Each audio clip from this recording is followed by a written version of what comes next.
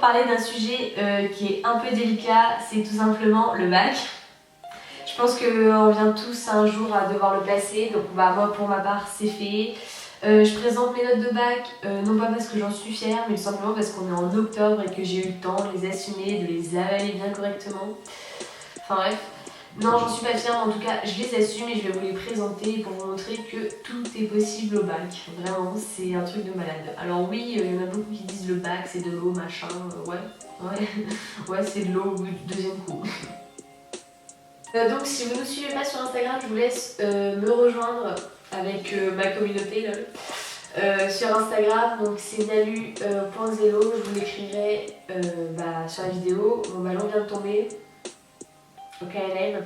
Donc avant le bac, on a les épreuves anticipées en première. Donc moi j'ai fait un bac général économique et social, donc ES, donc j'avais 4 épreuves anticipées en première.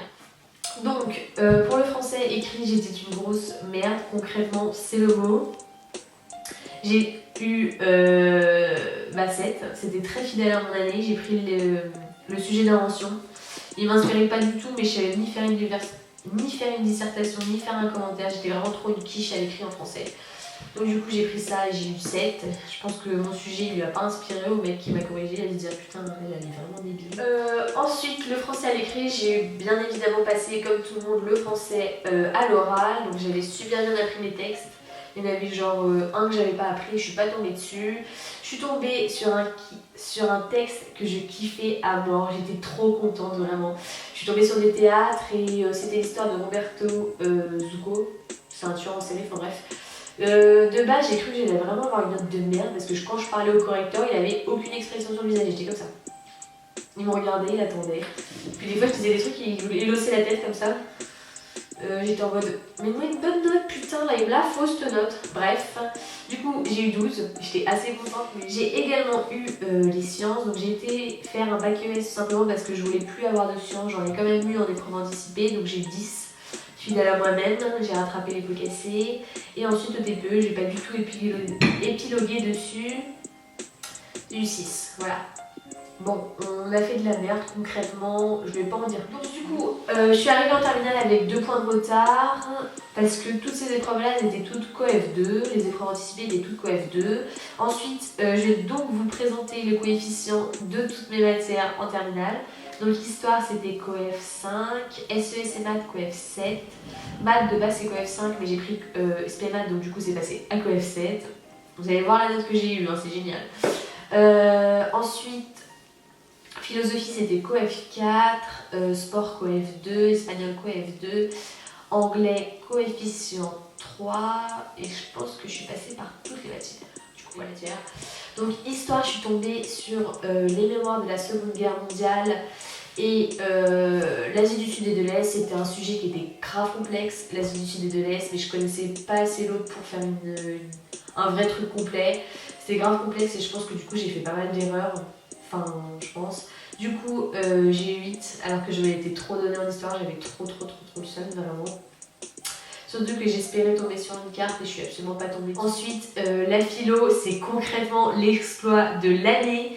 J'ai tourné à 6, voire 7 de moyenne toute l'année en philosophie. Et au bac, j'ai eu 11. Pourtant, enfin 11, c'est un truc de ouf. Pourtant, je faisais rien en philo de l'année. C'était vraiment la matière où je visais le moins de trucs. Autant vous dire que c'est ma meilleure note. Voilà, j'ai chié mon bac. C'est ma meilleure note que j'ai eue au bac. Concrètement, la philo, je m'en foutais. Je suis arrivée, j'avais mal au ventre, j'avais trop envie de partir, j'en avais déjà marre.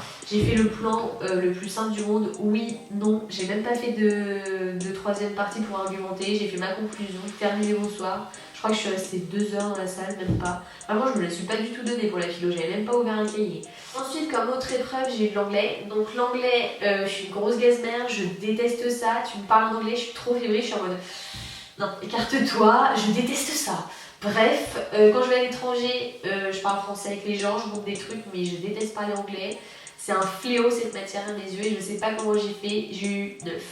Alors qu'à l'écrit, ça parlait d'un timbre et de train, j'ai même pas compris. Enfin, train, j'ai compris, mais timbre, j'ai même pas compris.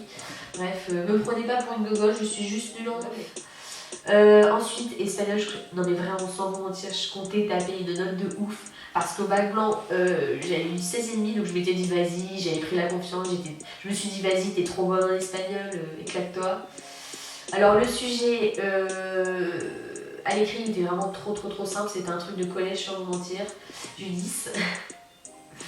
Donc j'étais assez déçue, mais d'un autre côté, je pense vraiment que les notions ont baissé parce que j'étais trop pas à l'aise à l'oral en notion. Sport, je suis assez sportive en général, donc j'ai eu 16.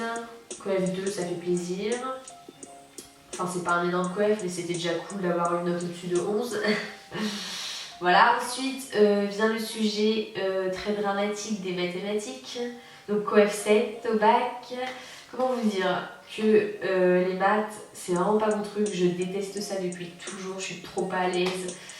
Donc du coup, voilà, quelle bonne idée de prendre spé maths, mais n'empêche que l'exercice que j'ai le mieux réussi, c'est celui de spé maths parce que c'était le plus simple. Je pense que c'est là où j'ai eu tous mes points concrètement. J'ai eu 6. Donc j'ai eu 6 en maths. Coef 7. Oui, j'ai voulu creuser ma tombe, mais j'ai pas eu le temps. Remarque, c'était pas trop inattendu, tout simplement parce que j'ai eu 6 de moyenne toute l'année, donc c'était assez régulier, mais franchement, je sais pas nager le crawl en maths, hein, je brasse en balle. Du coup, voilà, c'est ça vraiment qui m'a tout fait gâcher, je pense. Ensuite, une autre matière qui est super importante, c'est les SES, donc sciences économiques et sociales. Je pensais grave que j'allais taper 15 parce que j'ai été super régulière toute l'année. Du coup, je me suis dit que j'allais taper une putain de note. Je suis tombée sur de la sociologie. C'est en gros la vie des gens, un sujet que je connaissais grave bien. Et je pensais vraiment tout déchirer. Bon, bah, j'ai eu 10. J'étais trop déçue. Enfin, franchement, mes notes de bac, ça a été une avalanche de notes de merde. Du coup, voilà.